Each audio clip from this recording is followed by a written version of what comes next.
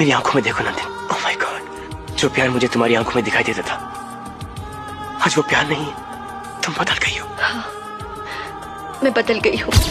तुमने मुझे प्यार करना सिखाया सभी, मगर प्यार निभाना मैंने अपने पति से सीखा। मेरी शादी हो चुकी है, हो सके तो मुझे माफ कर दो। मुझे इजाजत हो सभी। दे दी।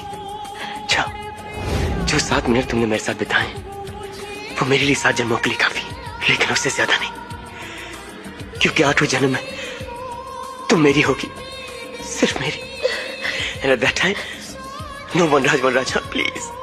और नंदू, तुम मुझे इस तरह मत देखो, क्योंकि तुम्हें मुझसे फिर से प्यार हो जाएगा।